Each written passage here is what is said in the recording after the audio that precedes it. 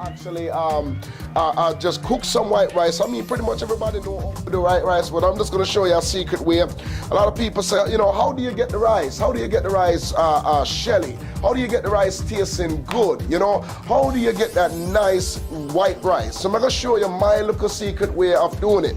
All right, so pretty much I already have my pot here on the stove. You pretty much turn your stove up on medium high. What I'm dealing with is about 1 cup of rice. So all I'm doing right now, I'm just putting this 1 cup of rice into this pot. Here you go, 1 cup of rice, there you go. You need probably maybe about a cup and a half of water. All right, so I do 1 cup of rice, I'm doing about 1 cup of water. Or maybe 2 tablespoons of butter, it depends on your like. Now some butter already, because I'm only working with a cup of water and a cup of rice. So some butter already have salt in it. This particular butter that I'm using already has a little salt in it. So all I did was just put some regular butter in it because then they'll make my rice salty enough. A lot of people don't like too much salt into their rice. But if you are going to put salt in your rice, just make sure that you put maybe half a teaspoon or a teaspoon. But you know, taste a pot. Make sure it says right to your taste and it's just right, all right? So it's really up to you. Now, all I'm doing right now, as you can see the rice in the pot and the water and everything and the butter in there, have the stove on medium high. Make sure you don't turn it up high at all. But there's 2 things you can do, or 2 things I normally do.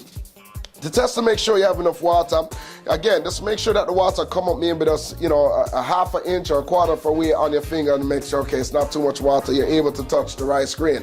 Because too much water then will make the rice like really too soft, all right? So you don't want the rice to be too soft. You want the rice to be nice and shelly. So this is how you're gonna make shelly rice. Some people really don't know how to do that, so I want you to know how to do this. This is how you're gonna make the shelly rice, all right?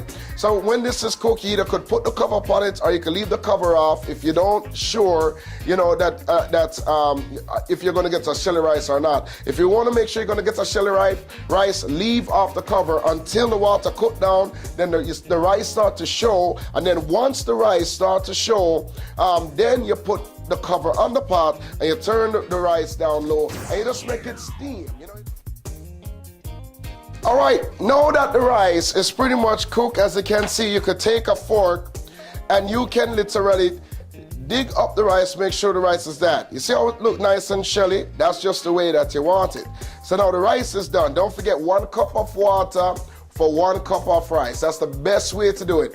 Leave off the cover off the rice, let the rice dry down. Once you start seeing the rice, the water is gone, you start to see the rice, you turn the fire down on real low, you put back the cover on it, and you just let the steam of the pot cook the rice, and then the rice will come out very shelly. So don't forget that, absolutely important.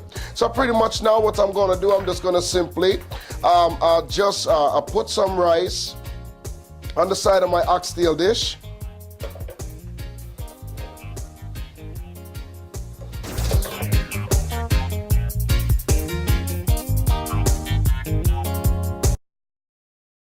All I'm doing is just simply cutting this cabbage in half. All right?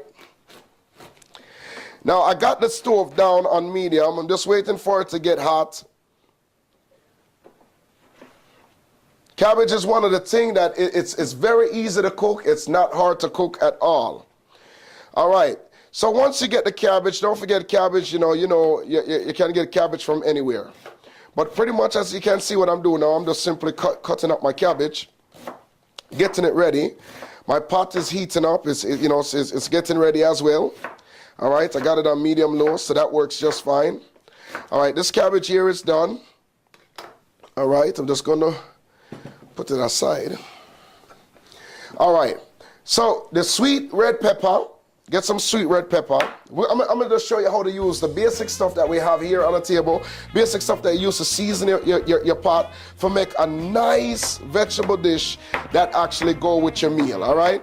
Don't forget now, the sweet red pepper, you can dice it up any way you want to dice it up. It's really up to you. Some people don't like it too big, some people like it small.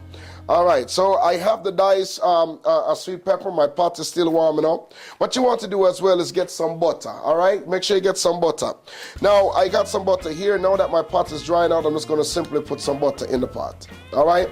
Put about a tablespoon or 2 tablespoons. Why butter? Why butter versus iron? Now, you don't really need to put any water in the cabbage. The cabbage become water it contains water in it. So once the steam gets up in it, the cabbage automatically begin to break down. But what you can do as well, sometimes you can just put just a little water at the bottom, and that will kind of just get it going. So whichever way work for you, you know, you just have to make it work for you. All right? So, but the butter also helps to bring up that steam so that the cabbage can break down and the water elements that's in the cabbage